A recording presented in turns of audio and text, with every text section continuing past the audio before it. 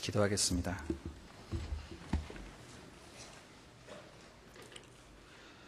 사랑과 은혜가 풍성하신 자비로우시고 거룩하신 아버지 하나님, 참으로 감사를 드립니다.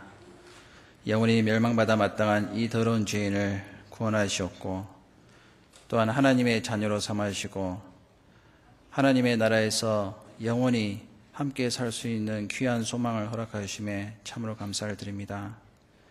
또한 죄를 고와 같이 버려두지 아니하시고 하나님의 몸된 교회 가운데서 더욱더 풍성한 말씀과 또한 사랑을 공급하시고, 또 마땅히 하나님의 사람으로서 또 행해야 할 일이 무엇인지 항상 일깨우심에 참으로 감사를 드립니다. 또 같은 사랑과 또 소망과 또 믿음을 가지고 있는 저희 형제 자매들, 오늘 또 이 자리에 함께 모여서 주님을 찬양하고 또 함께 말씀을 상고하고 또 함께 사랑을 나눌 수 있는 귀한 시간을 허락하심에 참으로 감사를 드립니다.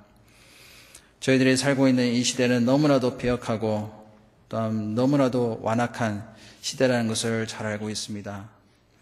이러한 세대에 정말 그리스도의 빛이 되어서 하나님의 영광을 올바르게 드러낼 수 있는 저희 그리스도인 될 수 있도록 생활과 또 마음을 붙잡아 주시고, 그 가운데 저희들이 함께 연합하여 주님의 선하신 뜻을 이룰 수 있는 그리스도인 될 수 있도록 저희들 더욱더 일깨우셨기를 간절히 부탁드립니다.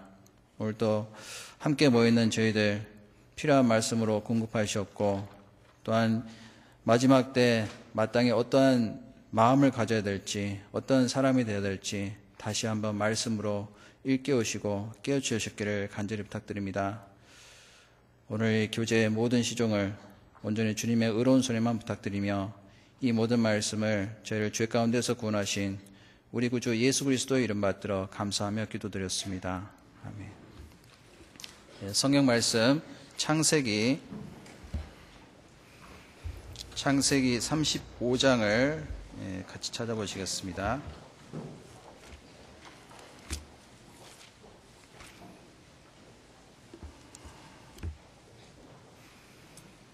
구약성경 창세기 35장 1절부터 7절까지 제가 천천히 읽어 올리겠습니다. 하나님이 야곱에게 이르시되 일어나 베델로 올라가서 거기 거하며 네가 네 형 에서의 낯을 피하여 도망하던 때에 네게 나타났던 하나님께 거기서 단을 쌓으라 하신지라. 야곱이 이에 자기 집 사람과 자기와 함께한 모든 자에게 이르되 너희 중에 이방 신상을 버리고 자신을 정결케 하고 의복을 바꾸라. 우리가 일어나 베델로 올라가자. 나의 환난 날에 내게 응답하시며 나의 가는 길에서 나와 함께하신 하나님께 내가 거기서 단을 쌓으려 하노라 하매, 그들이 자기 손에 있는 모든 이방 신상과 자기 귀에 있는 고리를 야곱에게 주는지라.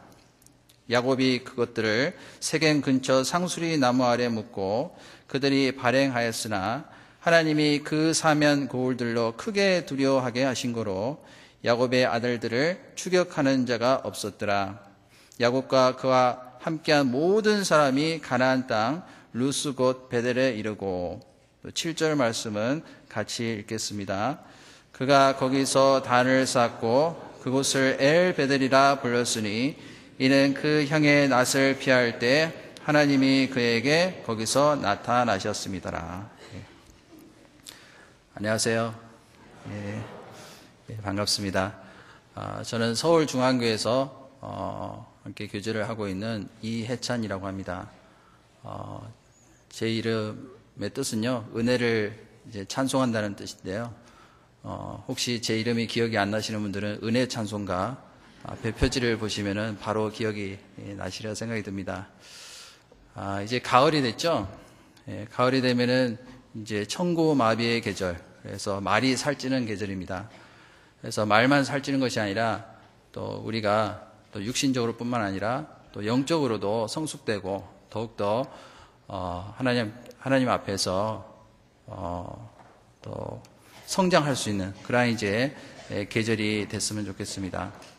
지금 전국적으로 또 전 세계적으로 또 하나님의 말씀이 활발하게 증거가 되고 있습니다. 그래서 우크라이나라든지 또는 러시아, 또 그 외에 베트남, 또 캄보디아 여러 지역에서 말씀이 증거되고 있습니다. 그 일을 위해서 저희들이 함께 또 기도하고 또 관심을 가지시고 또 격려해 주시면 감사하겠습니다.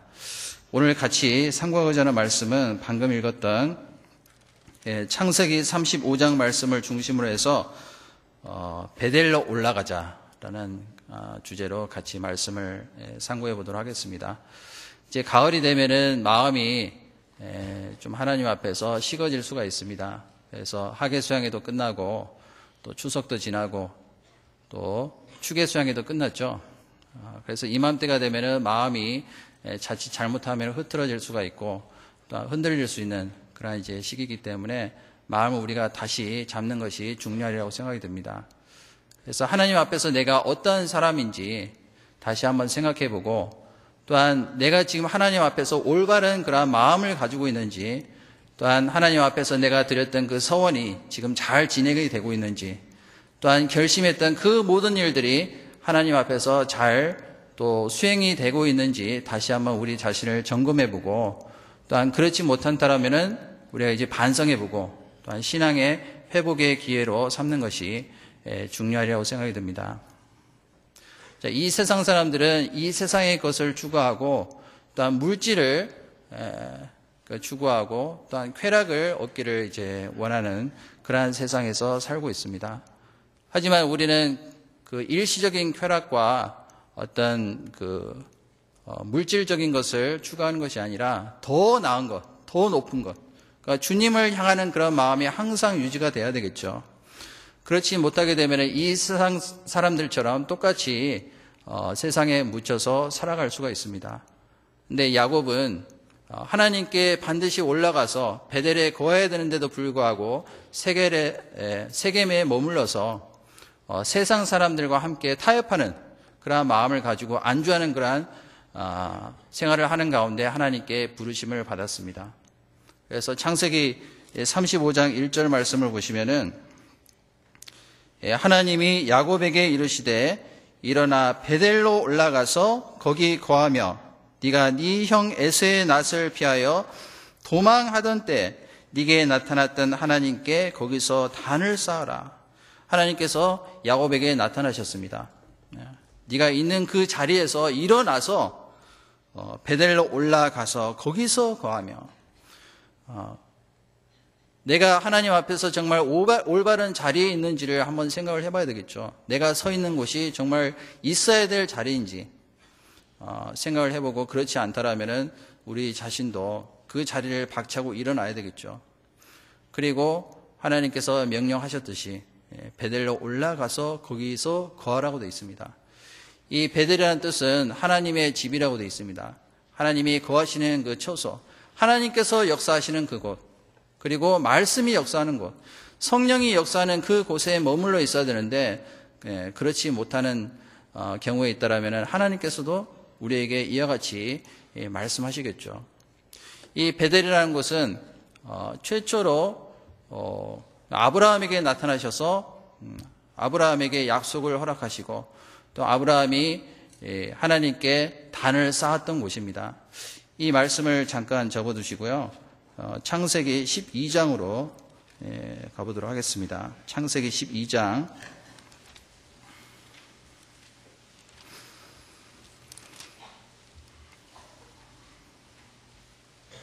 7절 말씀입니다. 제가 읽겠습니다. 여호와께서 아브라함에게 나타나 가라사대 내가 이 땅을 네 자손에게 주리라 하신지라. 그가 자기에게 나타나신 여호와를 위하여 그곳에 단을 쌓고 거기서 베델 동편 산으로 옮겨 장막을 치니 선은 베델이요 동은 아이라. 그가 그곳에서 여호와를 위하여 단을 쌓고 여호와의 이름을 부르더니 점점 남방으로 옮겨갔더라. 이제 아브라함이 하나님께 약속을 얻었죠. 그래서 하나님께서 이 아브라함을 그 우상을 섬기는 그 도시에서 이끌어내셨습니다. 그래서 갈대아 우르 거기를 떠나서 내가 지시하는 땅으로 가라. 가나안 땅으로 갈 것을 명령하셨고 또한 땅을 약속하시고 그곳에서 하나님께서 복의 근원이 될 것이다 라고 말씀하셨습니다. 그래서 아브라함에게 축복하신 그 자리로 이제 갔을 때 아브라함은 가나안 땅에서 베델로 올라가자마자 하나님께 단을 쌓았습니다. 그런데 그 곳에서 계속 머무른 것이 아니고 점점 남방으로 갔다라고 되어 있죠. 그래서 결국에는 애굽 땅으로 내려갔습니다. 그때 이제 아브라함에게 어떤 위기의 순간이 찾아왔습니다. 아브라함의 사랑하는 아내, 그 사레는 굉장히 외모가 출중했던 것 같아요.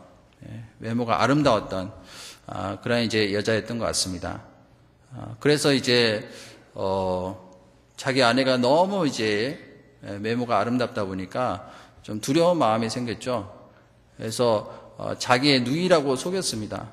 그로 말미암아 그 애굽 왕 바로가 이제 자기 그 아내 사레를 아내로 삼으려고 했습니다. 그때 하나님께서 경고하셨죠. 그러한 위기의 순간을 맞이하게 되는 순간이 있었습니다. 우리에게도 애굽 땅에 내려갔을 때 하나님의 그 초소에 거하지 않고 하나님의 집에 거하지 않고 교회 안에 머물러야 되는데 그렇지 아니하고 거기서 떠나 있을 때 위기의 순간이 반드시 찾아올 수가 있거든요. 그랬을 때 아브라함은 다시 베델로 올라갔습니다. 그래서 창세기 13장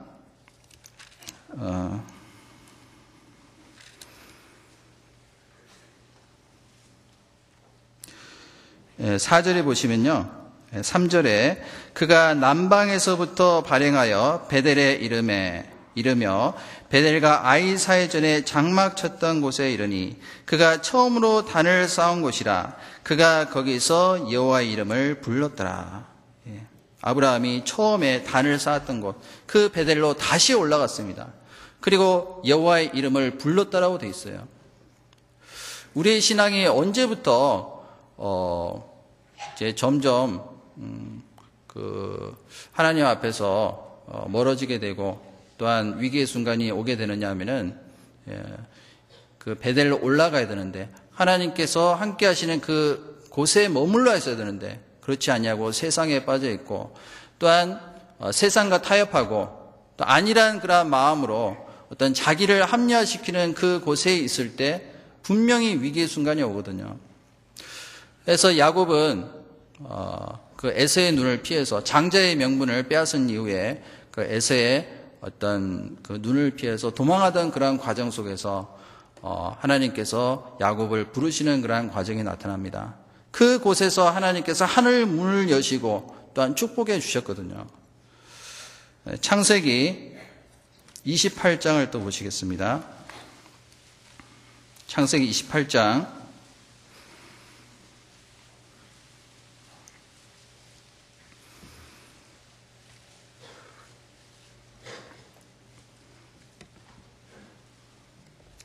14절부터 제가 읽겠습니다.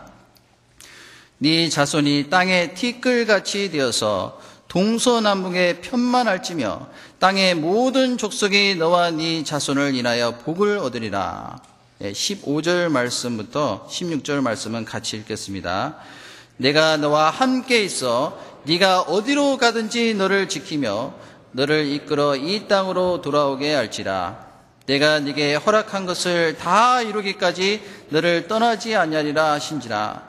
야곱이 잠이 깨어 가로되 여호와께서 과연 여기 계시거늘 내가 알지 못하였도다. 자, 야곱이 베델에서 돌베개를 하고 잘 때 꿈에 하나님께서 나타나셨습니다. 사닥다리 위에 그 여호와의 사자가 오르락내리락 하고 있었던 그때 하나님의 음성이 나타났습니다. 내가 너와 함께 있어 네가 어디로 가든지 너를 지키며 너를 이끌어 이 땅으로 돌아오게 할지라. 야곱이 살고 있었던 그 곳을 멀리 떠나서 그 외삼촌 라반의 집으로 가는 그 과정 속에서 얼마나 고통스럽고 또한 마음에 근심이 있었는지 우리는 이 말씀을 통해서 알 수가 있습니다. 한 번도 떠나지 않았던 그 집에서 떠나서 먼 길을 가는 그 과정, 결코 쉽지만은 않은 과정이죠. 그 과정을 통해서 하나님께서 야곱을 성숙하게 만드시고, 그리고 하나님의 약속을 허락하셨습니다. 그리고 네가 어디로 가든지 내가 너와 함께하리라, 그러한 약속을 하셨죠. 그리고 그 땅으로 돌아오게 할 것을 약속하셨습니다. 그래서 17절에 보시면은 이에 두려워하여 가로되 두렵도다. 이 곳이요 다른 것이 아니라 이는 하나님의 전이요 이는 하늘의 문이로다 하고, 하늘의 문이 열렸던 바로 그 장소였습니다. 하나님의 약속이 보장된 그 장소, 하나님께서 축복하셨던 그 장소, 그리고 하나님께서 임재하셨던 그 장소가 바로 베델이었습니다. 또한 하늘문이 열렸던 장소죠. 우리가 개인적으로 언제 하늘문이 열렸을까요? 구원받기 전에는 하늘문이 닫혀 있었죠. 하나님과 관계가 아무런 관계가 없었던 외인이요, 그리고 이 세상에서 죄인으로 살아갈 수밖에 없었던 그런 존재였습니다. 하지만은 예수님의 십자가를 통해서 예수님께서 우리의 죄를 다 사하시고 또한 다 이뤘다 하셨을 그때, 그것을 믿고 또한 죄사함을 받았을 때 우리는 하나님과의 관계가 회복이 됐습니다. 그리고 동시에 성소에 있는 휘장이 위에서부터 아래까지 찢어졌습니다. 그러므로써 하나님과의 관계가 회복이 됐죠. 하나님이 우리의 아버지가 되셨고 우리는 그의 아들이 됐습니다. 또 하나님과 영원히 살 수 있는 그 새로운 소망을 허락하셨잖아요. 개인적으로 우리는 하늘문이 열렸던 그 순간이 분명히 있었습니다.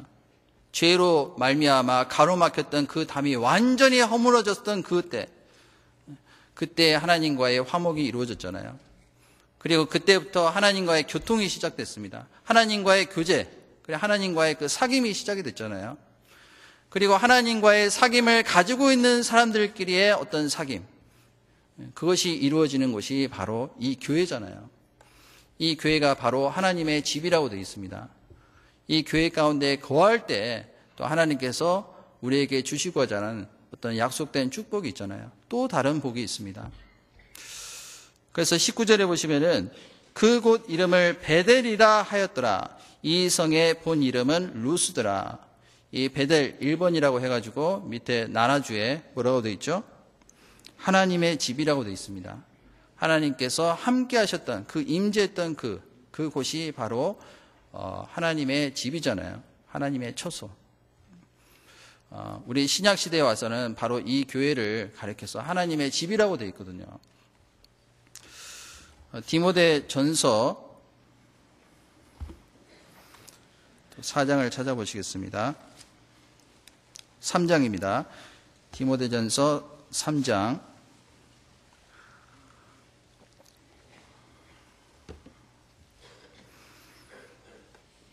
3장 15절 말씀 찾으셨으면 같이 한번 읽어보시겠습니다. 만일 내가 지체하면 너로 하나님의 집에서 어떻게 행하여야 할 것을 알게 하려 함이니 이 집은 살아계신 하나님의 교회요 진리의 기둥과 터이니라. 이 집은 살아계신 하나님의 교회라고 되어 있잖아요. 하나님의 집이 바로 하나님의 살아계신 교회라고 되어 있습니다. 개인적으로는 구원받는 그 순간에 성령이 내 속에 들어와 계시잖아요. 그리고 성령이 우리에게 약속으로 보증으로서 인치셨습니다. 그래서 우리의 몸이 성령의 전이라고 되어 있죠. 우리 몸이 하나님께서 거하시는 그 성령의 전이라고 말씀하셨습니다. 그리고 보혜사를 주시기로 약속하셨는데 그 약속된 보혜사가 영원히 우리와 함께 거하시기로 하신 그대로 우리가 함께 거하고 있습니다. 그 성령의 역사가 머물러 있는 그 곳이 바로 하나님의 집이거든요. 그 곳에 머물러야 될 것을 말씀하시고 계십니다. 이 교회는 교회의 당하고는 틀리죠. 교회의 당은 이제 집당자를 써서 건물을 가리키고 있습니다. 하지만은 교회라는 것은 구원받은 사람들의 그 무리, 성도들의 그 인격적인 연합체, 그것을 가리켜서 교회라고 말씀하시고 계십니다. 그 교회에 머물러 있을 때 하나님의 축복이 우리를 통해서 나타나실 것을 약속하셨잖아요. 또 에베소서를 보시겠습니다. 에베소서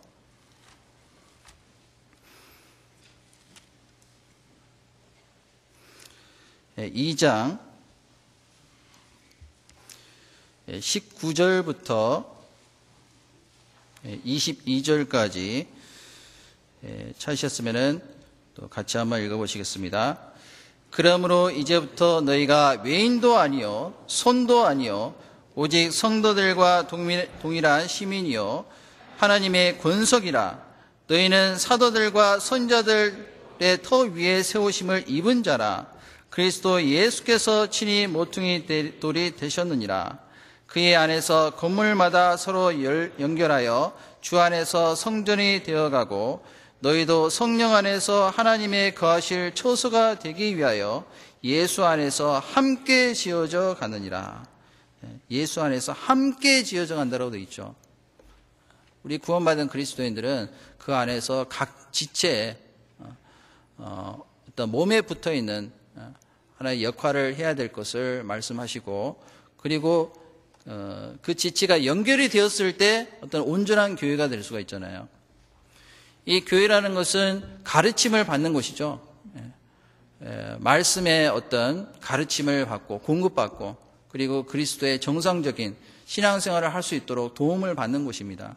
그 교회를 떠나서는 우리는 절대로 신앙생활을 할 수가 없잖아요. 하나님의 아들답게 성장을 할 수가 없습니다. 그래서 베델로 올라가라. 일어나 베델로 올라가라. 그 교회 가운데 거하지 않는 그 사람들은 반드시 그 음성을 듣고 올라가는 일이 있어야 되겠죠. 자, 야곱은 하나님의 약속을 받고 서원의 어떤 기도를 드렸습니다.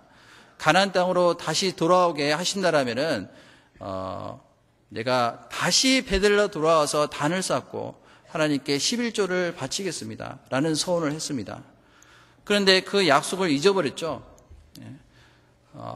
하란에서 나올 때 그때 라헬과 또 함께 있던 많은 가족들, 그리고 가축들, 많은 재산을 가지고 나왔겠죠. 그런데 나와서 바로 베델로 올라간 것이 아니라 세겜에서 머물러 있었습니다. 성경에서는 얼마 동안 머물렀는지 정확하게 연도는 안 나와 있지만은 혹자가 얘기하기로는 한 10년 정도 머물렀을 것이다, 이렇게 얘기를 하고 있습니다. 그 세겜이라는 장소는 아주 사람들이 살기는 좋은 장소죠. 그래서 그때 당시에는 그 목축업이 이제 주로 그들의 생계를 유지할 수 있는 그런 업이었기 때문에 양을 치기가 아주 좋았던, 그 소를 기르기가 아주 좋았던 그런 장소였기 때문에 많은 사람들이 거기에 머물러서 살고 있었습니다. 해발 고도는 한 65m 정도 되고요. 에발산과 그리심산 그 사이에 있었던 목축업이 이제 번성했었던, 그리고 일찍이 도시를 형성하고 살았던 그 장소입니다. 많은 사람들이 거기에 거하고 있었거든요. 그리고 가나안 족속들이 함께 거하고 있었습니다. 그런데 그 장소에서 머물러서 살고 있었을 때 여러 가지 사건들이 벌어졌습니다. 그 야곱의 딸 그 디나가 이제 수치를 당하는 일이 있었죠. 그 겁탈을 당하고, 그리고 그로 인해서 야곱의 아들들이 이제 세겜 족속들에게 보복을 하기로 이제 결심을 하게 됐잖아요. 그래서 남자들에게 다 할례를 받게 만들죠. 할례를 받으면은 이제 혼인을 허락해 주겠다라는 조건으로 할례를 받았습니다. 이 할례라고 하면은 요즘 시대는 뭐죠? 포경 수술이죠. 요즘에는 이제 의료기술이 발달돼서 뭐 그렇게 아프지는 않다고 합니다. 그때 얼마나 아팠겠어요. 그래서 그들이 꼼짝도 못하고 있는 그 틈을 타서 남자들을 다 죽였잖아요. 살육을 시켰습니다. 그리고 여자와 아이들은 다 이제 잡아서 왔잖아요. 그래서 엄청난 그 살육의 어떤 그 현장에서 이 야곱은 충격을 받았으리라고 생각이 듭니다. 이제 전쟁을 선포한 거나 마찬가지잖아요. 그로 인해서 가나안 족속들이 다시 보복을 해서 자기 족속들이 완전히 멸망할 수밖에 없는 그러한 위기에 처했을 때 하나님께서 야곱을 부르셨어요. 거기서 일어나 베델로 올라가라. 베델로 올라가라. 우리에게도 이 세상에 안주해 있을 때, 그리고 자기 자신과 타협하고 있을 때, 세상과 타협하고 있을 때 하나님께서 우리에게 분명히 일깨우시는 말씀이 있다고 생각합니다. 신앙의 회복이 있어야 되잖아요. 그래서 일어나 그 자리에서 박차고 그 미련 없이 떠날 것을 명령하고 계십니다. 다시 창세기 35장으로 돌아가겠습니다.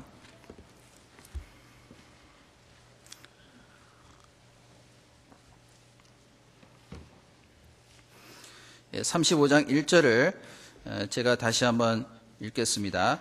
하나님이 야곱에게 이르시되 일어나 베델로 올라가서 거기서 거하며. 자, 베델로 올라가서라고 되어 있는데 이 베델이라는 곳은 해발고도 한 900m 정도 되는 어떤 고지대라고 합니다. 그래서 베델로 올라가서라고 되어 있거든요. 우리의 신앙은 올라가는 그런 신앙이 돼야 되겠죠. 그래서 잠언 15장에 보면은 지혜로운 자는 위로 향한 생명길로 향하여 아래에 있는 음무의 길을 떠나게 되느니라. 그런 말씀 있잖아요. 우리는 항상 하나님께로 향하는 그러한 신앙을 가지고 올라가는 어떤 정진하는, 그리고 항상 진보된 그러한 신앙을 가져야 되겠죠. 그렇게 됐을 때 올라가서 하나님께서 우리에게 허락하신 그 땅을 바라볼 수가 있고, 또한 하나님께서 약속하신 그 소망을 바라보고 그 안에서 만족함을 느낄 수가 있습니다. 그래서 올라가라고 되어 있거든요. 이 다윗이 한 가지 했던 그 소원 중에 하나가 그 하나님의 전에 올라갈 것을 간절히 구했잖아요. 그리고 악인의 장막에 거함보다 하나님의 전에서 문지기로 있는 것이 좋사오니 라고 고백을 했습니다. 내가 있어야 될 그 장소에 있는지 내가 한번 확인을 해봐야 되겠죠. 그리고 올라가게 되면은 그 전망이 좋죠. 그래서 멀리 볼 수가 있습니다. 앞으로 하나님께서 이 세상을 어떻게 심판하실지 우리는 미리 다 보고 알고 있잖아요. 또한 우리에게 주실 그 소망이 얼마나 큰지 우리는 미리 알고, 또한 그 믿음을 가지고 이 세상에서 있는 여러 가지 고난을 우리가 능히 이겨낼 수가 있습니다. 올라갔을 때 가능하겠죠. 이사야서 40장을 한번 보시겠습니다. 이사야서 40장.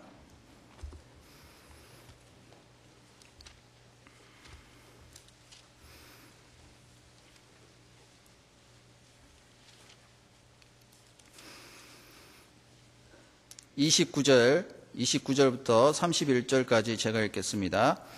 피곤한 자에게는 능력을 주시며 무능한 자에는 힘을 더하시나니 소년이라도 피곤하며 곤비하며 장정이라도 넘어지며 자빠지되. 31절 같이 읽겠습니다. 오직 여호와를 앙망하는 자는 새 힘을 얻으리니 독수리의 날개치며 올라감 같을 것이요 다른 박질을 하여도 곤비치 아니하겠고 걸어가도 피곤치 아니하리로다. 오직 여호와를 앙망하는 자. 이 신앙이라는 것은 하나님을 앙망하는 생활이죠. 하나님을 높이고 그 믿음 가운데서 오로지 하나님을 앙망하는 그 생활.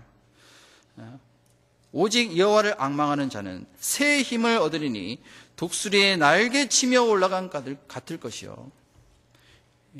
독수리는 새 중에서 가장 높은 곳까지 나를 수 있는 그런 짐승이죠. 독수리의 눈이 시력이 4.0에서 5.0 정도 된다고 합니다. 먼 곳을 바라볼 수 있는 어떤 비전을 가지고 있는 어떤 그리스도인을 예표하는 그러한 모습을 설명하신다라고 볼 수가 있습니다. 독수리의 날개치며 올라감 같을 것이요 라고 되어 있잖아요.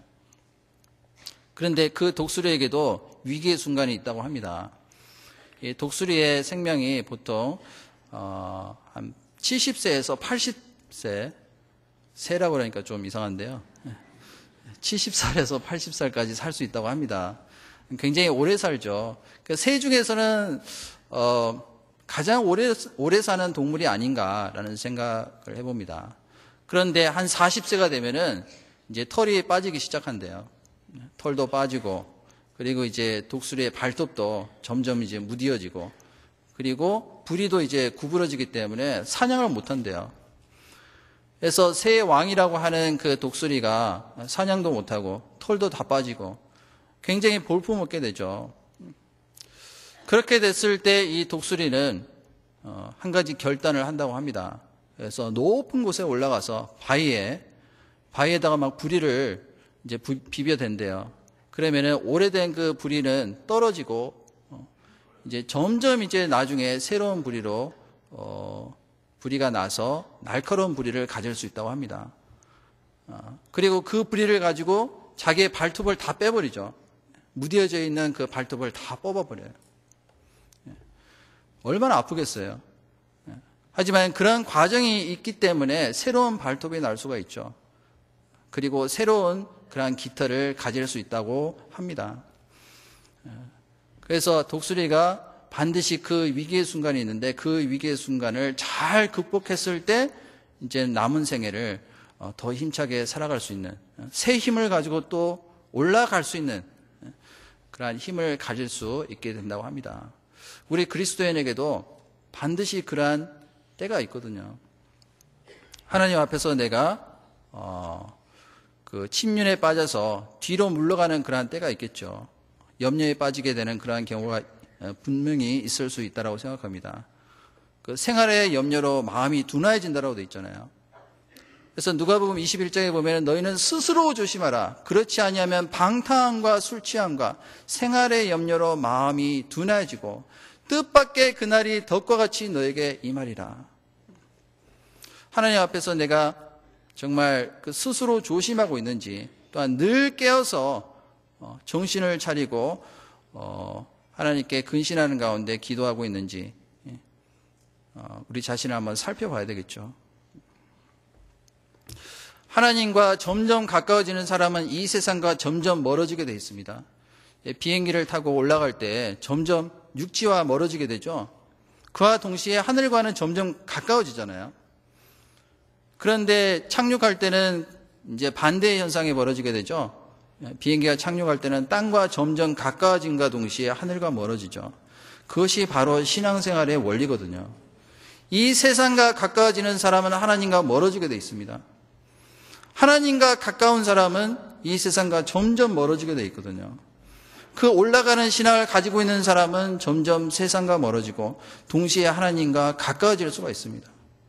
시편 73편을 보시겠습니다.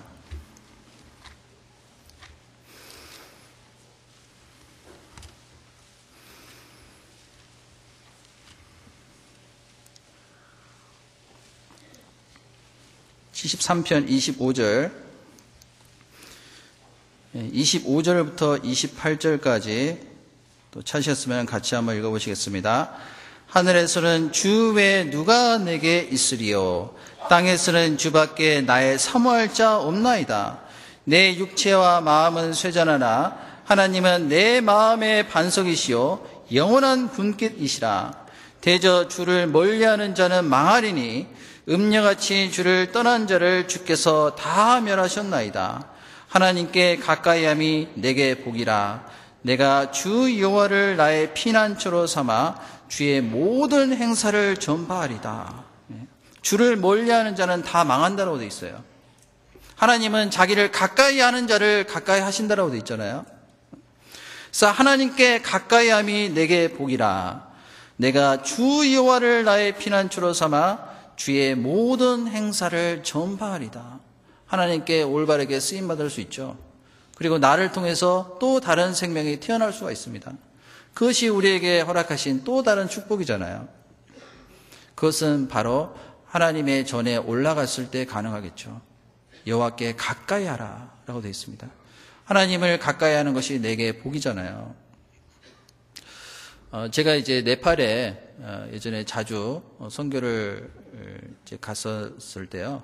처음에는 네팔에 대해서 잘 몰라가지고 12월 달에 그렇게 추운지를 몰랐어요. 근데 사실은 한국보다는 이렇게 춥지는 않은데 전혀 난방 설치가 안 돼 있기 때문에 밤이 되면 굉장히 춥습니다. 네팔의 수도가 어딘 줄 아시죠? 모르시나 본데. 네팔 수도 어딘지 모르시죠? 예. 카트만두라고 하는 곳입니다. 군만두가 아니고요. 예. 카트만두. 예. 이 카트만두는 해발 고도가 한 1350m 정도 된다고 합니다. 굉장히 높은 곳이죠. 고지대이기 때문에 거기는 이제 남반구에 위치하면서도 겨울에는 굉장히 추워요. 그래서 그것을 미처 알지 못하고 이제 저희들이 갔을 때 좀 고생을 많이 했습니다. 그래서 호텔에서 자고 있으면은 밖이 더 따뜻할 때가 있어요. 안이 더 추워요. 난방 설치가 전혀 안 됐기 때문에 그래서 벌벌 떨면서 이제 고생했던 그런 생각이 듭니다. 그런데 네팔 사람들은 높은 곳에 거하기를 좋아하거든요. 이 네팔은 잘 아시는 대로 세계의 이제 지붕이라고 일컬어지는 그 히말라야 산맥이 바로 보이는 곳입니다. 그래서 세계에서 가장 높은 산이 에베레스트 산이잖아요. 8,844m 되는 높은 산이 바로 보여요. 그런데 이 네팔 사람들은 항상 높은 산을 보고 자라고 그리고 그 높은 곳을 항상 사모하고 살아간다고 합니다. 그래서 높은 곳에 거하기를 좋아한대요. 근데 높은 산에서 이제 집을 짓고 살아가다 보면은 굉장히 불편한 점이 많겠죠. 그래서 생필품을 이제 사러 가려고 또 내려가야 되고 또 내려갔다가 또 다시 올라가야 되고 그래서 그러한 불편함을 감수하고서라도 이 높은 곳에다가 집을 짓고 사는 많은 사람들이 있습니다. 그래서 제가 이제 한번 물어봤어요. 왜 그렇게 높은 곳에다가 집을 짓느냐 물어봤더니 이유는 딱 한 가지더라고요.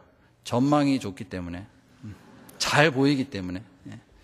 그 한 가지 때문에 모든 어떤 불편함을 감수하고서라도 거기다 집을 짓고 살아간다는 거예요. 그리고 높으면 높을수록 땅값이 더 비싸대요. 네팔 사람들의 그 습성을 보면서 한 가지 교훈을 얻었습니다. 맞다. 우리도 높은 곳으로 가서 하나님과 어떤 교통하는, 하나님과 가까워지는 그 곳에 거해야 되겠구나. 불편함을 감수하고서라도 높은 곳에 거해야 되겠구나. 라는 그러한 교훈을 얻었습니다. 그 베델이라는 곳은 사람이 살기에는 적당치 않은 곳이라고 합니다. 불편한 점들이 많이 있겠죠. 그리고 양이나 소를 키우기에는 적당치 않은 그러한 곳이고 또 올라가야 되기 때문에 얼마나 힘들겠어요. 그래서 해발 고도 900m를 올라가야 되기 때문에 그 험난한 길을 통과해야지만이 갈 수 있는 그 곳이 바로 베델이라는 곳입니다. 그 베델에 올라가자라고 되어 있거든요. 올라가자. 또 시편 52편을 보시겠습니다.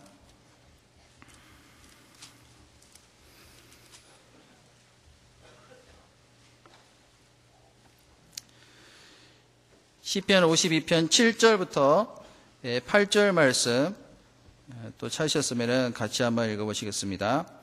이 사람은 하나님으로 자기 힘을 삼지 아니하고 오직 그 재물의 풍부함을 의지하며 제 악으로 스스로 든든케 하던 자라 하리로다. 오직 나는 여호와의 집에 있는 푸른 감람나무 같으며 하나님의 인자하심을 영영히 의지하리로다. 다윗이시죠? 하나님의 집에 있는 푸른 감람나무 같으며 하나님의 인자하심을 영영히 의지할 수 있는 그곳, 그곳이 바로 하나님의 집이잖아요. 하나님의 전이라고 되어 있습니다. 또 시편 27편 그 앞에 시편 27편 4절 말씀 4절 말씀을 같이 한번 읽어보시겠습니다. 내가 여호와께 청하였던 한 가지 일 곧 그것을 구하리니 곧 나로 내 성전의 여호와의 집에 거하여 여호와의 아름다움을 앙망하며 그 전에서 사모하게 하실 것이라. 내 생전의 여호와 집에 거하여 살아있는 동안에 항상 여호와의 집에 거할 것을 사모했다는 얘기죠. 오로지 그 소원이 한 가지 소원을 위해서 다윗은 기도하고 또한 그것을 사모하는 생활을 했습니다. 여호와의 아름다움을 앙망하며 그 전에서 사모하게 하실 것이라. 우리가 사모하는 것은 바로 이 말씀이잖아요. 말씀과 또한 주님의 능력, 그리고 주님의 함께 하심을 항상 우리는 사모하고 살아가고 그것을 추구하는 것이 마땅한 어떤 그리스도의 마음의 자세라고 볼 수가 있습니다. 다시 창세기 35장으로 돌아가겠습니다.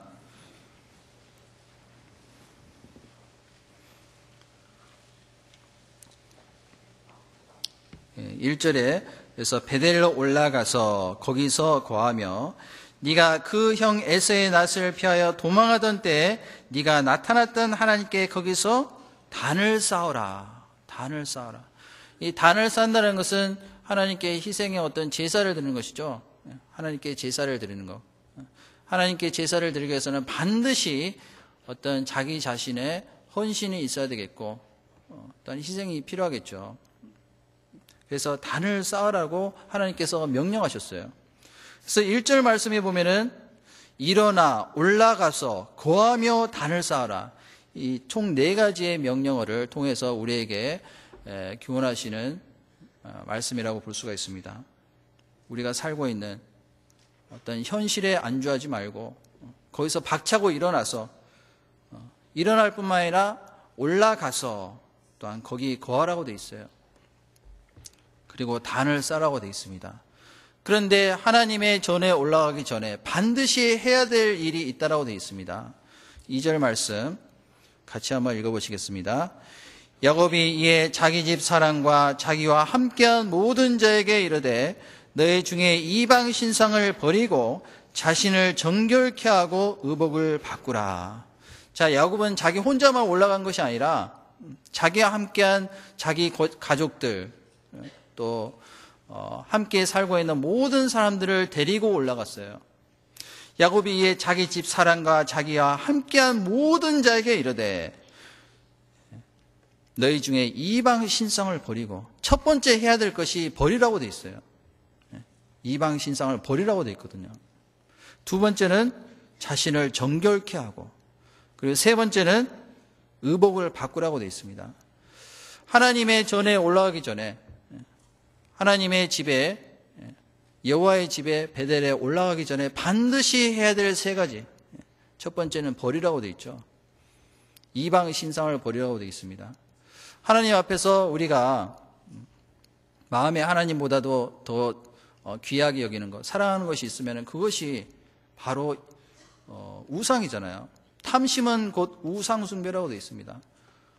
나 자신의 어떤 욕심, 그리고 세상 욕망, 그리고 이 세상에서 내가 즐기던 모든 쾌락을 다 버리고 그리고 심지어는 나 자신까지 버려야 되겠죠. 그리고 그 여호와의 전에 올라가라고 되어 있습니다. 베델에 올라가기 전에 우리가 반드시 버려야 될 것이 있거든요. 우리가 구원받고 난 이후에 버려야 될 것들이 많이 있죠. 그 전에 즐기던 여러 가지 나쁜 어떤 습관이라든지 버릇이라든지 이런 것들을 버리고 올라가야 되겠죠. 하나님 앞에 섰을 때는 반드시 버려야 될 것이 있다라고 되어 있습니다. 모세를 하나님께서 부르실 때 애굽 땅에서 그 고통을 받고 있는 그 이스라엘 백성들을 인도하여 내시기 전에 모세를 부르셨습니다. 미디안 광야에서 하나님께서 40년 동안 훈련하시고 드디어 이제 사명을 부여하셨잖아요. 그 전에 모세에게 이런 말을 하셨습니다. 네가 선 곳은 거룩한 곳이니 네 발에 신을 벗으라. 네 발에 신을 벗으라. 더러운 것을 제하해 버리라. 그리고 하나님이 임재하시는 그 곳에 거룩한 곳에 깨끗한 마음을 가지고 설 것을 말씀하시고 계십니다. 우리가 서 있는 바로 이곳이 하나님이 계시는 곳이거든요. 내가 어디에 있든지 항상 하나님께서 함께 하신다라고 되어 있잖아요. 성령이 함께 하시는 그곳이 하나님이 임재하는 곳이잖아요. 하나님이 역사하시는 곳. 그곳에 내가 올바로 설 수 있도록 하기 위해서는 내가 가지고 있는 여러 가지 나쁜 습성들, 그리고 죄를 버려야 되겠죠. 이방 신상을 버리라고 되어 있습니다. 야곱이 하란에서 떠나서 나올 때 버리지 못한 것이 있었어요. 야곱은 다 버렸다고 생각했는데 자기 아내 라헬이 훔쳐가지고 가지고 나온 뭐죠? 그 휴대용 그 신상이죠. 휴대용으로 가지고 다니는 그 우상이 있었습니다. 그것을 몰래 감춰가지고 나왔거든요. 창세기 31장 17절 13절부터 제가 읽겠습니다. 나는 베델 하나님이라 네가 거기서 기둥에 기름을 붓고 거기서 내게 서원하였으니 지금 일어나 그곳을 떠나서 네 출생지로 돌아가라 하셨느니라. 하나님께서 나타나셔서 그곳에서 일어나서 네 출생지로 돌아가라 라고 명령하셨죠. 17절 제가 읽겠습니다. 야곱이 일어나 자식들과 아내들을 약대들에게 태우고 그 얻은 바 모든 짐승과 모든 소유물 곧 그가 바단 아람에서 얻은 짐승을 이끌고 가나안 땅에 있는 그 아비 이삭에게로 가려 할세.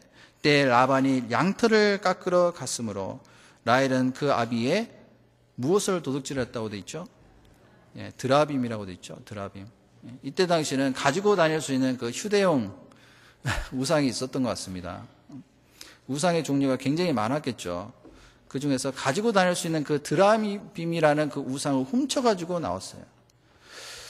그것은 바로 우리에게 숨겨있는 죄라고 볼 수가 있습니다. 하나님 앞에서 올바르지 못한 그 죄, 숨겨있는 그 죄, 그것을 몰래 간직하고 나올 수는 없겠죠. 그것을 다 버리라고 되어 있습니다. 하나님께서 사울에게도 아말렉의 모든 것을 다 진멸하라고 되어 있죠. 다 쳐서 멸하라. 그런데 그 말씀에 불순종했습니다. 좋은 것은 다 남겼거든요. 그리고 하나님께 책망을 받았습니다. 그때 핑계를 댔죠. 하나님께 제사 드리려고 제가 남겼습니다 했을 때 이 사무엘이 책망을 했죠. 하나님은 순종이 제사보다 낫고 그리고 듣는 것이 수양의 기름보다 낫다. 그 말씀을 사무엘을 통해서 말씀하셨습니다. 순종이 제사보다 낫다라고 되어 있거든요. 듣는 것이 수양의 기름보다 낫다. 모든 것을 다 진멸할 것을 명령하셨는데 그것을 따르지 못한 그 불순종 때문에 하나님께서 결국에는 사울을 크게 쓰시지 못하셨습니다. 진멸하라고 되어 있거든요. 내 자신에게도 진멸하지 못한 그 죄가 있다면 그것을 빨리 버려야 되겠죠. 이스라엘 백성들이 광야 생활을 하는 동안에 항상 괴롭혔던 것이 바로 이 아말렉 군사들이었잖아요. 항상 아말렉 군사들이 뒤쫓아와서 약한 사람들 그리고 뒤에 처진 사람들을 잡아갔습니다. 하나님께서 주신 그 만나를 먹지 못하고 뒤에 처진 그 약한 사람들을 다 잡아갔거든요. 그 아말렉이 바로 누굴까요? 바로 나 자신이거든요. 이 세상에서 나 자신과의 그 싸움에서 승리해야 되는데 그렇지 못하고 패배하는 그 사람, 결국에는 약하게 된 그 사람, 그 사람은 하나님께 결국에는 쓰임받지 못하겠죠. 이 중국의 노자라는 사람이 이런 말을 했다고 합니다. 놀자 말고요. 노자. 자승자강이라는 말을 했다고 합니다. 자승자강. 무슨 말이냐면은 자기를 이길 수 있는 사람이 강한 사람이다. 자기와 싸워서 이길 수 있는 그 사람이 가장 강하다라는 그런 말을 했거든요. 근데 성경에는 벌써 지금으로부터 그 2000 몇백 년 전에 벌써 우리에게 말씀하셨거든요. 자기가 약할 때 곧 강함이라고 되어 있거든요. 사도 바울이 내가 약한 것을 자랑한다. 나는 날마다 내 자신을 복종시켜서 굴복시킨다는 그런 말씀하셨잖아요.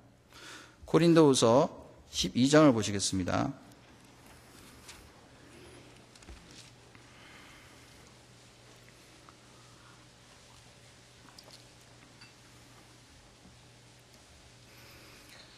고린도후서 12장 7절부터 제가 읽겠습니다. 여러 계시를 받은 것이 지극히 크므로 너무 자고하지 않게 하시려고 내 육체에 가시 곧 사단의 사자를 주셨으니 이는 나를 쳐서 너무 자고하지 않게 하려 하심이니라. 이것이 내게서 떠나기 위하여 내가 3번 주께 간구하였더니 9절 말씀은 같이 읽어보겠습니다. 내게 이르시기를 내 은혜가 내게 족하도다. 이는 내 능력이 약한 데서 온전해짐이라 하신지라. 이러므로 도리어 크게 기뻐함으로 나의 여러 약한 것들에 대하여 자랑하리니 이는 그리스도의 능력으로 내게 머물게 하려 함이라. 내 자신을 완전히 복종시키고 굴복시켰을 때 그때 하나님의 능력이 내게 들어와서 역사하실 수 있다라고 되어 있어요. 이 질글새 보배를 가졌은즉 이는 능력의 심히 큰 것이 하나님께 있고 내게 있지 아니함을 알게 하려 하심이라. 그런 말씀이 있잖아요. 하나님의 능력이 내게 강하게 역사하기 위해서는 내 자신을 버려야 되겠죠. 반드시 굴복시키라고 되어 있습니다. 내 능력이 약한 데서 온전해짐이라. 또 10절에 보시면은 그러므로 내가 그리스도를 위하여 약한 것들과 능력과 궁핍과 핍박과 곤란을 기뻐하노니 이는 내가 약할 그때에 뭐라고 되어 있죠? 곧 강함이라. 내가 약할 그때에 강함이라. 나 자신을 완전히 쳐서 복종시켰을 때 그때 강하게 될 수 있다라고 말씀하셨습니다. 예수님께서 제자들을 부르셨을 때 갈릴리 호수에서 4명의 제자를 부르셨잖아요. 그때 예수님께서 그들이 하는 것을 보시고 부르셨습니다. 요한을 부르시고 또 안드레를 부르시고 야곱을 부르시고 부르셨을 때 그들이 가지고 있었던 것들을 다 버리고 예수님을 쫓았잖아요. 마태복음 4장을 보시겠습니다.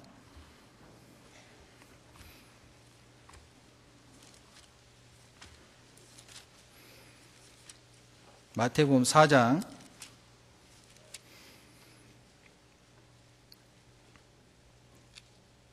18절부터 제가 읽겠습니다.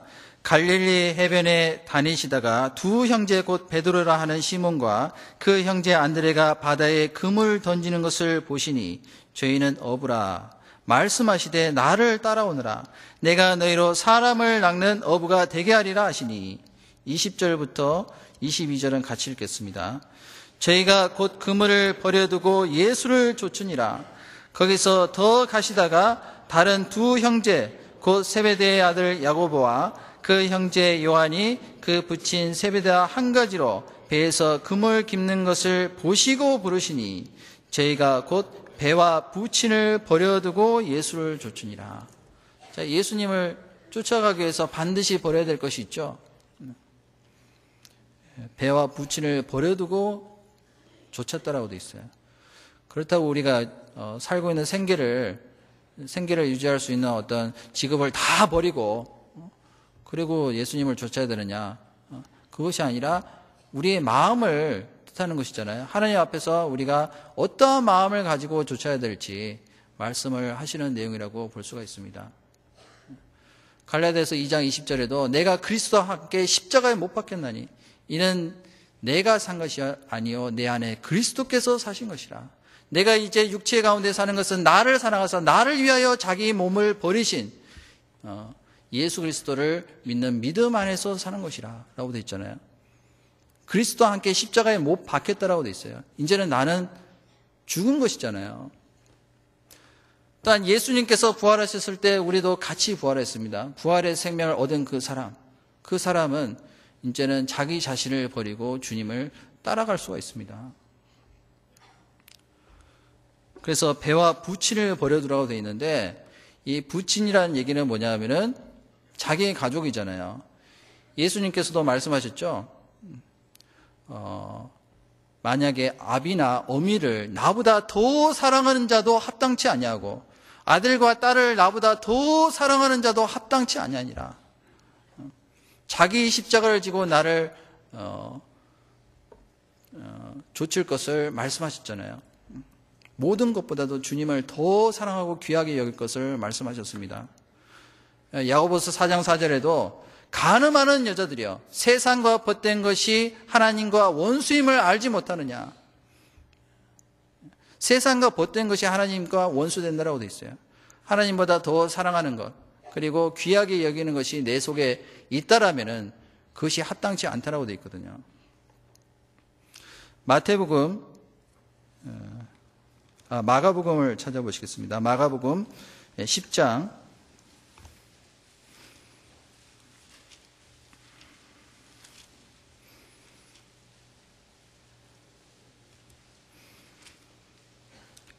10장 28절부터 제가 읽겠습니다. 베드로가 여자 가로되 보소서 우리가 모든 것을 버리고 주를 쫓았나이다. 예수께서 가라사대 내가 진실로 너에게 이르노니 나와 및 복음을 위하여 집이나 형제나 자매나 어미나 아비나 자식이나 전토를 벌인 자는 금세에 있어 집과 형제와 자매와 모친과 자식과 전토를 100배나 받되 핍박을 겸하여 받고 내세 영생을 받지 못할 자가 없느니라. 자, 주님과 복음을 위해서 버리라고 되어 있어요.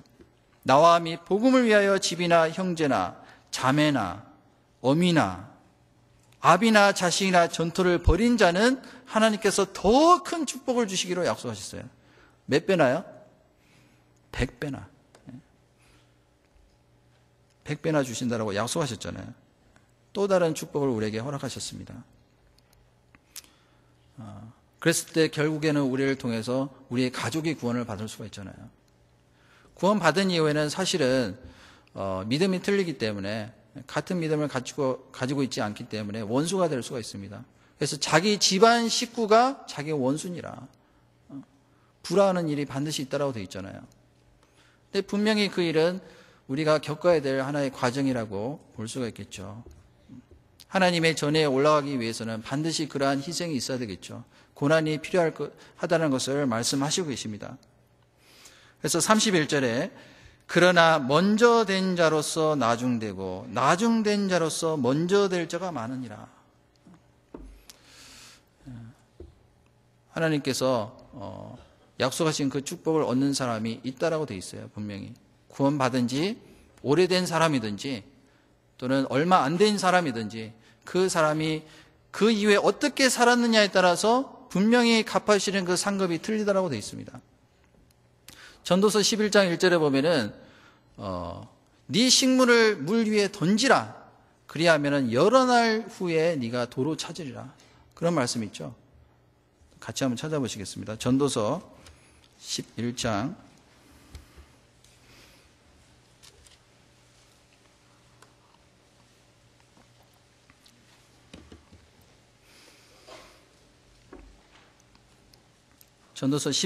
1절부터 2절 말씀 찾으셨으면 같이 한번 읽어보시겠습니다. 너는 네 식물을 물 위에 던지라. 여러 날 후에 도로 찾으리라. 7에게나 8에게 나누어 줄지어다. 무슨 재앙이 땅에 임할는지 네가 알지 못함이니라. 네 식물을 물 위에 던지라. 식물이라는 것은 뭐냐면은 우리가 살아가는 데 필요한 여러 가지 것들이죠.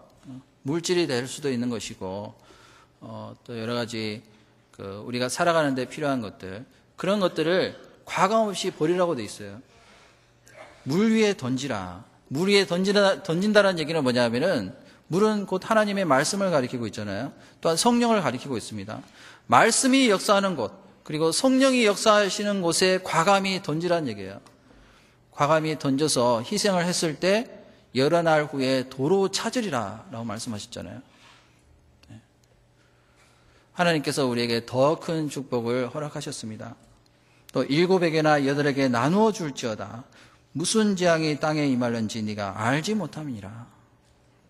그래서 버리라고 되어 있습니다. 첫 번째는 버리라. 그 다음 두 번째는 뭐라고 되어 있죠? 청결하라고 되어 있죠. 청결하라. 우리가 어떻게 깨끗한 생활을 할 수가 있을까요? 여호와의 장막에 거할 자, 그리고 그 산성에 오를 자 누구냐? 마음이 정직하고 청결한 자가 그 산에 오를 수 있다라고 되어 있어요. 구원받기 전에 우리는 더러운 마음을 가지고 있었잖아요. 겉은 깨끗했지만은 주님은 우리의 중심을 보신다라고 되어 있습니다. 유태인들은 겉은 화려했지만은 그 속에는 더러운 것이 가득하다라고 되어 있잖아요. 그래서 안을 먼저 깨끗이 하라. 그래야만 겉도 깨끗하리라. 구원받은 이후에는 우리의 겉도 깨끗할 뿐만 아니라 안도 깨끗하죠. 안이 깨끗한 사람이 겉도 깨끗해질 수 있다라고 되어 있어요. 마틴 루터가 이런 말을 했다라고 그랬죠. 선한 행동을 해서 선한 사람이 되는 것이 아니고 선한 사람이 선한 일을 할 수 있다. 정말 하나님 앞에서 선한 사람, 의인인 사람만이 의로운 행동을 할 수가 있잖아요. 그래서 깨끗한 사람, 청결한 사람이 여호와의 전에, 여호와의 집에 오를 자격이 있는 거예요. 에베소서를 한번 보시겠습니다. 에베소서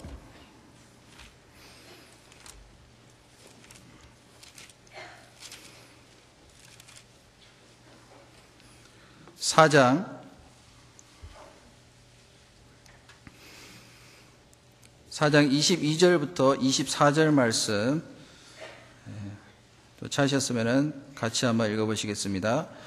너희는 유혹의 역심을 따라 썩어져가는 구습을 좇는 옛사람을 벗어버리고 오직 심령으로 새롭게 되어 하나님을 따라 의와 진리의 거룩함으로 지으심을 받은 새 사람을 입으라. 여기 보면은 옛사람을 벗어버렸을 때 또한 오직 심령으로 새롭게 되었을 때 새 사람으로 입을 수가 있습니다. 옛사람을 입고 있는 그 상태에서 덧입는 그 사람은 하나님께 결코 쓰임을 받지 못하겠죠. 오직 심령으로 새롭게 되어 성령으로 새롭게 되는 일이 반드시 있어야 될 것을 말씀하시고 계셔요. 에베소서 5장 그 뒤에 26절에 보시면요, 이런 말씀이 있죠. 이는 곧 물로 씻어 말씀으로 깨끗하게 하사 거룩하게 하시고 자기 앞에 영광스러운 교회로 세우사 티나 주름 잡힌 것이나 이런 것들이 없이 거룩하고 흠이 없게 하려 하심이라. 하나님은 우리가 거룩하게 됐을 때 하나님께서 우리를 쓰실 수가 있거든요. 그래서 물로 씻어 말씀으로 깨끗하게 하사 거룩하게 하시고 라고 되어 있습니다. 말씀으로 깨끗하게 하는 과정이 분명히 있어야 되겠죠. 시편 119편 9절에 보시면은 청년이 무엇으로 그 행실을 깨끗게 하리까? 주께 범죄치 아니하려요. 주의 말씀을 내 마음에 두었나이다. 주께 범죄치 아니하려요. 주의 말씀을 내 마음속에 항상 두었을 때 우리 행실이 깨끗해질 수가 있잖아요. 그리고 성령으로 깨끗하게 하는 과정이 분명히 있어야 될 것을 말씀하시고 계십니다. 그랬을 때 하나님 앞에서 영광스러운 교회로 세우사 티나 주름 잡힌 것이나 이런 것들이 없이 거룩하고 흠이 없게 하려 하심이라. 아무런 흠이 없어야지만이 하나님께서 쓰실 수 있다라고 되어 있거든요. 제가 카메룬에 그 1차 선교를 갔을 때 그때도 이제 카메룬에 대해서 별로 지식이 없었습니다. 그래서 그냥 무작정 짐을 싸가지고 갔어요. 그리고 가서 혹시 음식이 맞지 않으면 어떡할까 걱정이 돼가지고 라면 한 박스를 사가지고 갔습니다. 그래서 그때 당시에 같이 갔던 선교팀이 한 7명이었거든요. 그 대학생들이 대부분이었고요. 그리고 이제 저희 전도인들 3명 해서 총 7명이 갔습니다. 그래서 가서 이제 선교를 마치고 돌아올 때까지 라면을 굉장히 아껴서 먹었어요. 그래서 마지막 날 이제 바로 이제 한국으로 떠나기 바로 전날 라면이 딱 5개 남았습니다. 그래서 이거를 우리가 마지막 털어먹고 내일 갑시다. 그래서 마지막 라면이기 때문에 아주 맛있게 이 파도 송송 썰어가지고 집어넣고 해서 맛있게 자매님들이 끓여서 이제 기대감에 부풀어 있었습니다. 카메룬 가보시면 알아요. 그래서 이제 기다리고 있는데 주방에서 갑자기 비명 소리가 들렸습니다. 자매님들이 아 하는 소리가 들린 거예요. 분명히 무슨 일이 터졌구나. 불안해가지고 이제 형제들이 몇 명 이제 들어가서 봐라. 가서 봤더니 이제 라면이 다 끓을 때쯤에 이제 뚜껑을 열어놨는데 그 사이에 이 카메룬에는 바퀴벌레가 이 크기가요 한 5cm에서 7cm 정도 됩니다.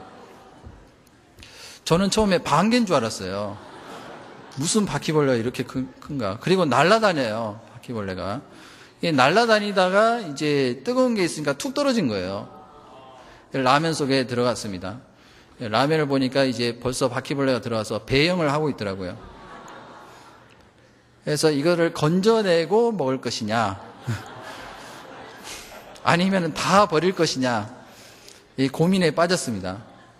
근데 우리 형제들은 그냥 건져내고, 근데 자매들이 절대 안 된다. 그래서 최종적으로 오세일 목사님께 저희가 여쭤봤습니다.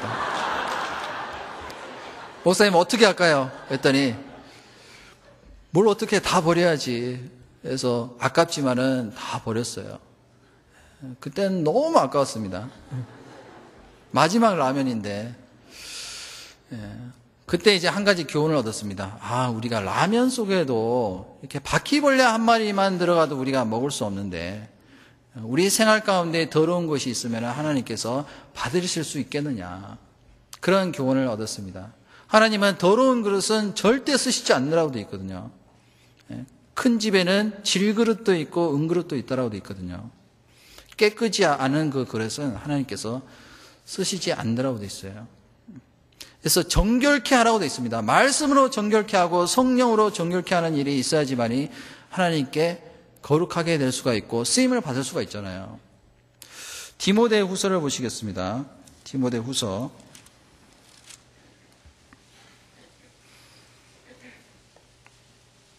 디모데 후서 2장 20절. 2장 20절부터 21절까지 찾으셨으면 같이 한번 읽어보시겠습니다.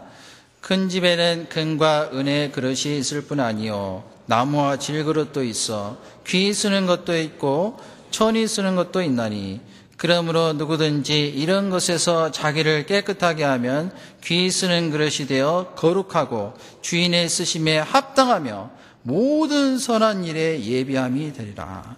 자기를 깨끗하게 하면 귀 쓰는 그릇이 되어 거룩하고 주인의 쓰심에 합당하다고 되어 있어요. 이 합당하다라는 그 표현은 뭐냐면은 사전적으로는 그 뜻이 일치한다라는 뜻이에요. 하나님의 뜻과 정확하게 일치된다. 그런 뜻이죠. 하나님께서는 다윗을 만났을 때 다윗은 내 마음에 합한 자다. 내 모든 뜻을 이루게 하리라. 하나님의 뜻이 이루어지기 위해서는 하나님께 합한 자, 깨끗한 자. 하나님께서 정결한 사람, 깨끗한 그릇으로서 쓰일 수 있는 그 사람, 그 사람이 있어야지만이 하나님의 뜻을 이룰 수가 있겠죠. 그래서 로마서 12장 2절에 보면은 너희는 이 세대를 본받지 말고 마음을 새롭게 함으로 변화를 받아 하나님의 선하시고 기뻐하시고 온전한 뜻이 무엇인지 분별하도록 하라고 되어 있잖아요. 그래서 이 세대를 본받지 말라고 되어 있습니다. 그래야지만이 하나님의 선하신 뜻을 우리가 분별할 수가 있고 그 뜻에 합당한 자가 될 수가 있겠죠. 모든 선한 일에 예비함이 된다라고 되어 있습니다. 제가 파키스탄에 갔을 때도요. 파키스탄에는 나무가 별로 없거든요. 근데 그 땔감이 부족하기 때문에 그 소똥을 이용해서 땔감으로 쓰는 것을 보고 야, 소똥도 여러 가지 용도로 많이 쓰이는구나. 겨울에는 추울 때는 이제 벽에다가 소똥을 바른대요. 벽에다 똥을 바릅니다. 그러면 이제 그게 난방 효과가 되는 거예요. 단열재로서 쓸 수가 있습니다. 그리고 땔감으로서도 쓸 수가 있고 또 거름으로도 쓸 수 있고 소똥도 그렇게 쓰일 때가 많은데 만약에 우리가 하나님께 쓰임을 받지 못한다라면은 뭐보다 못한 거죠? 아, 소똥보다 못하겠구나. 또 그런 교훈을 받았습니다. 이 성경에도 그런 말씀이 있거든요. 소금이 그 맛을 잃으면은 아무짝에도 쓸데가 없다라고 돼 있어요. 다만 버려져 사람에게 밟을 뿐이라 거름에도 쓸데없다라고 돼 있거든요. 우리는 세상의 소금이 되어야 되잖아요. 하나님께 쓰임을 받을 수 있는 거룩한 자로서 예비가 되어야 되는데, 그렇지 못하면 버려진 자가 될 수가 있습니다. 물론 지옥 간다는 뜻은 아니고요. 하나님께서 쓰시지 못한 어떤 그런 상태에 되기 때문에 이 세상에 살고 있지만은 아무짝에도 쓸모가 없는 그런 사람이 됐을 때 가장 비참한 거잖아요, 사실은. 그래서 주인의 쓰심에 합당하기 위해서 우리 자신을 구별해야 되겠죠. 에스겔서 35장을 보시겠습니다. 36장입니다.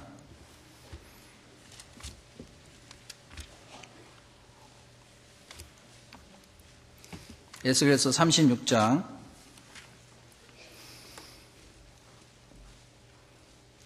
25절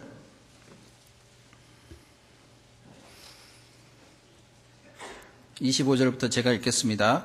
맑은 물로 너에게 뿌려서 너희로 정결케 하되 곧 너희 모든 더러운 것에서와 모든 우상을 섬김에서 너희를 정결케 할 것이며 또 새 영을 너희 속에 두고 새 마음을 너에게 주되 너희 육신에서 굳은 마음을 제하고 부드러운 마음을 줄 것이며 또 내 신을 너희 속에 두어 너희로 내 율례를 행하게 하리니 너희가 내 규례를 지켜 행할 것이라.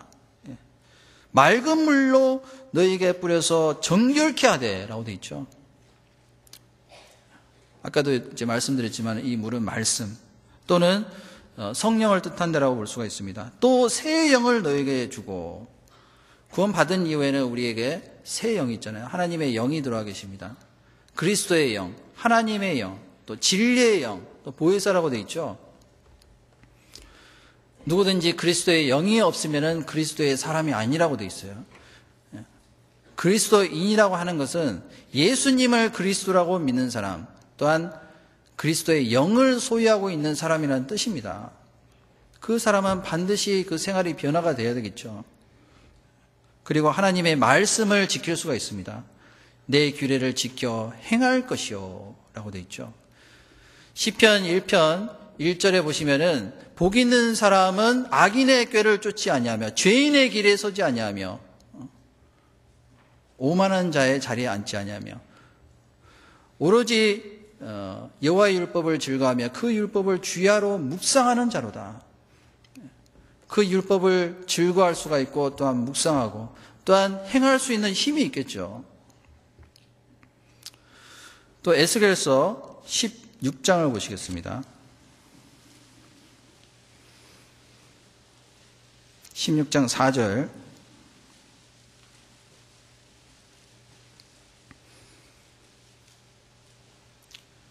16장 4절 말씀 찾으셨으면 같이 한번 읽어보시겠습니다.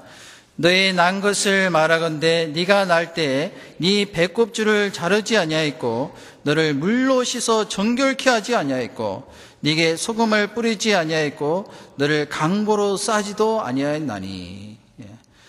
자, 패역한 이스라엘 백성들을 향해서 이와 같이 책망하셨습니다. 갓난아이가 태어나자마자 뭘 하죠? 탯줄 끊죠. 배꼽줄을 자릅니다. 배꼽줄을 자른다는 얘기는 뭐냐면은 이제 이 세상에 얽매여 있는 그 인정줄, 세상줄과 완전히 끊어버리는 거예요. 잘못된 것을 끊고 그리고 물로 씻어야 되잖아요. 물로 씻어 정결케 하지 아니하였고 말씀으로 성령으로 계속 씻어가는 그런 과정이 반복되어져야 되겠죠. 그래야지만이 온전한 사람으로 점점점 변화될 수가 있습니다. 하나님의 그 전에 거할 때 점점점 우리가 변화될 수가 있잖아요. 그래서 하나님께서 우리를 쓰실 수가 있습니다. 그런데 물로 씻어 정결케 하지 아니하였고 네게 소금을 뿌리지 아니하였고, 소금의 역할은 물론 이제 음식을 짜게 하는 그러한 경우 역할도 하지만은 이때 당시에는 지금처럼 뭐 살균제가 없었잖아요. 알코올이라든지 이런 것들이 없었기 때문에 소금을 이용해서 이제 살균을 했다고 합니다. 그래서 물로 깨끗이 씻고 균을 완전히 없애는 거예요. 그런데 소금을 뿌리지 아니하였고 너를 강보로 싸지도 아니하였나니. 강보라는 것은 이제 아이를 이렇게 감싸는 거잖아요. 이 사랑으로 감싸는 것을 가리키고 있습니다. 교회 안에 있을 때 우리가 사랑 안에 거할 수가 있잖아요. 내가 너희 안에, 너희가 내 안에 있을 때 너희가 과실을 맺고 라고 되어 있는데 그 안에서 열매를 맺을 수가 있습니다. 성령의 9가지 열매, 그리고 우리를 통해서 또 다른 사람의 영혼이 탄생하는 그 열매가 분명히 있을 수가 있겠죠. 그래서 정결케 하라고 되어 있습니다. 마음이 청결한 자는 복이 있나니 저희가 하나님을 볼 것이며, 하나님의 그 전에 우리가 거할 수가 있고, 또한 항상 하나님이 인지하시는 그 역사하시는 곳에 우리가 거할 수가 있습니다. 그 다음에 마지막이 뭐죠? 다시 창세기 35장 2절로 돌아가겠습니다. 이방 신상을 버리고 자신을 정결케 하고 의복을 바꾸라. 의복을 바꾸라고 되어 있어요. 우리가 가지고 있는 그 옷, 구원의 옷을 내가 입고 있는지 한번 확인해 봐야 되겠죠. 구원받은 사람은 구원의 옷을 입게 되어 있습니다. 그 옷으로 바꾸고, 그리고 예수 그리스도의 옷으로서 옷 입고 모든 정욕을 버리라고 되어 있어요. 최초의 옷이 뭔지 아시죠? 그 에덴 동산에서 아담과 하와가 죄를 짓고 난 다음에 타락해서 하나님께 쫓겨나기 바로 직전에 그 자기들의 수치를 가리우기 위해서 무화과 나무 잎을 치마로 만들어서 옷을 만들어서 해 입었습니다. 그런데 그것은 결코 하나님 앞에서 올바른 옷이 될 수가 없겠죠. 그래서 하나님께서 아담을 부르셨습니다. 아담아, 아담아, 네가 어디 있느냐? 그랬을 때 아담이 뭐라고 대답했죠? 내가 벗었으므로 두려하여 숨었나이다. 입었지만은 벗었다라고 고백을 했잖아요. 그렇기 때문에 하나님께서 짐승을 취해서, 짐승의 가죽을 취해서 그들의 수치를 가려주셨습니다. 그것이 바로 구원의 옷이잖아요. 구원의 옷으로서 우리가 의복을 바꾼 사람, 그 사람은 항상 그 깨끗한 옷으로서 단장하고 있어야 되겠죠. 그래서 의복을 바꾸라고 되어 있습니다. 우리는 다 부정한 자 같아서, 우리의 의는 다 더러운 옷 같으며, 우리는 다 세피함이 잎사귀 같으므로 우리 죄악이 바람과 같이 몰아가나이다. 그런 말씀이 있잖아요. 우리의 옷은, 우리가 가지고 있는 옷은 더러운 옷이 아니잖아요. 구원받은 사람의 옷은 깨끗한 세마포라고 되어 있어요. 깨끗한 세마포. 그 세마포는 성도들의 옳은 행실이라고 되어 있습니다. 요한계시록 19장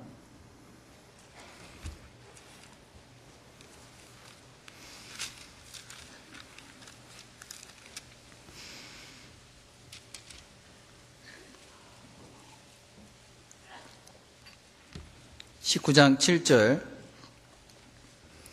7절부터 8절 말씀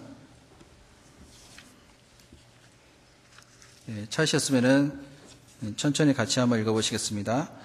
그에게 허락하사 빛나고 깨끗한 세마포를 입게 하셨은즉, 7절부터 읽기로 했죠. 우리가 즐거워하고 크게 기뻐하며 그에게 영광을 돌리세. 어린 양의 혼인계약이 이르렀고 그 아내가 예비하였으니 그에게 허락하사 빛나고 깨끗한 세마포를 입게 하셨은즉 이 세마포는 성도들의 옳은 행실이로다. 이 세마포는 성도들의 뭐라고 되어 있죠? 옳은 행실이라고 되어 있어요. 행함이 없는 믿음은 죽은 것이라고 되어 있잖아요. 자기를 깨끗하게 할 뿐만 아니라 우리를 통해서 그 행실이 나타나야 되겠죠. 그래서 깨끗한 세마포를 입게 하셨다라고 되어 있습니다. 구원받은 사람은 항상 그것을 사모해야 되잖아요. 그래서 신랑이 올 때 그 신부가 자기 옷을 단정 같게 하였다는 그런 말씀이 있잖아요. 신랑이 사모를 쓰며 신부가 자기를 단정한 같게 하셨도다. 구원의 옷이잖아요. 구원의 옷으로서 깨끗한 세마포로서 우리 자신을 단장하는 그 생활, 그것을 하는 사람만이 하나님 앞에서 올바르게 설 수가 있습니다. 부끄럽지 않게 설 수가 있잖아요.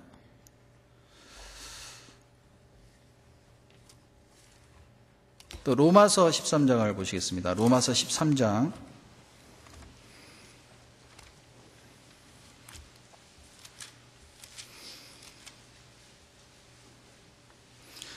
11절부터 14절 11절부터 14절 말씀 또 같이 한번 읽어보시겠습니다. 또한 너희가 이 시기를 알거니와 자다가 깰 때가 벌써 되었으니 이는 이제 우리의 구원이 처음 믿을 때보다 가까웠습니다. 밤이 깊고 낮이 가까웠으니 그러므로 우리가 어둠의 일을 벗고 빛의 갑옷을 입자.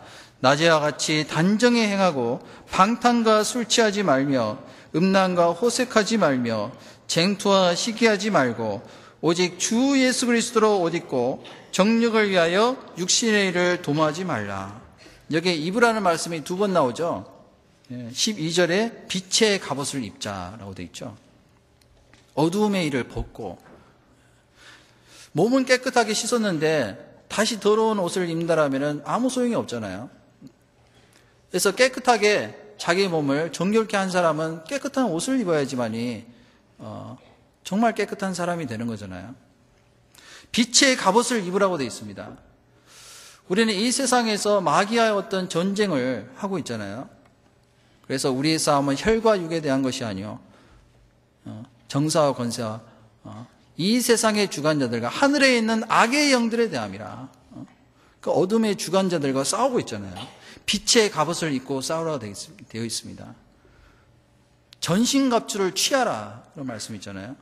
갑옷으로서 우리 자신을 완전히 무장했을 때 싸워서 우리는 승리할 수가 있습니다. 믿음의 흉배를 붙이고 그리고 믿음의 방패를 가지고 성령의 검, 곧 말씀을 가지라고 되어 있잖아요.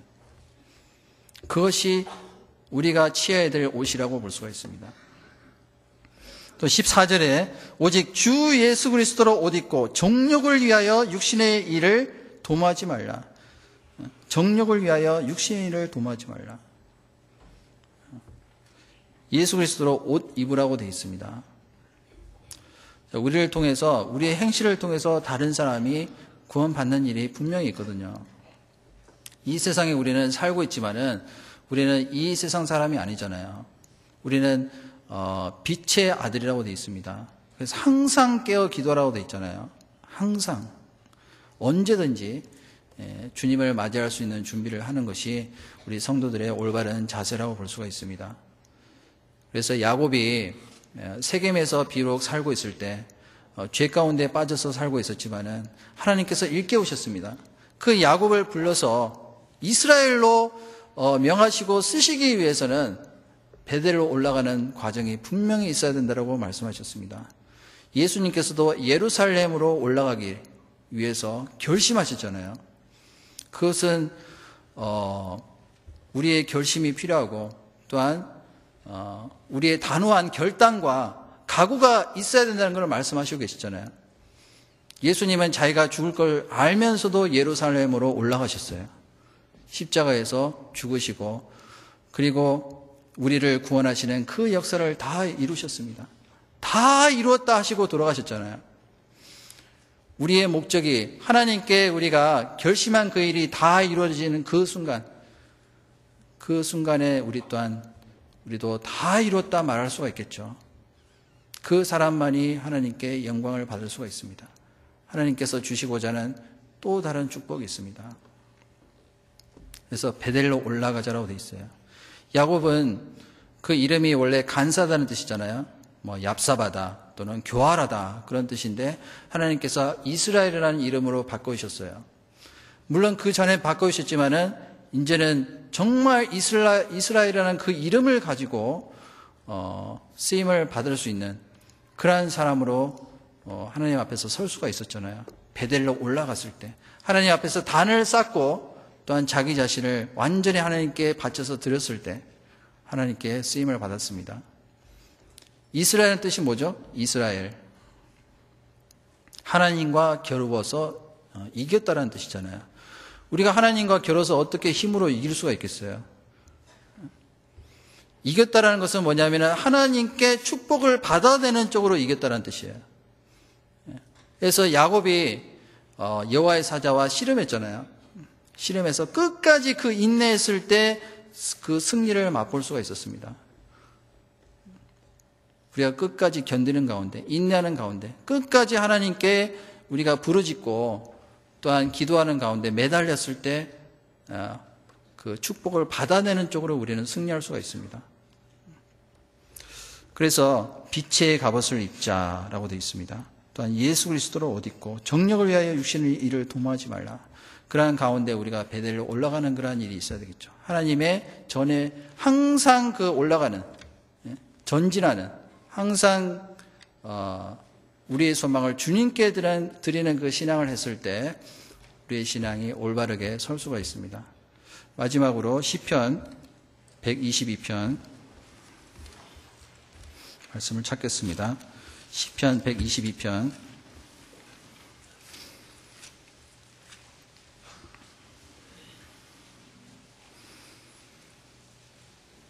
1절부터 2절 말씀,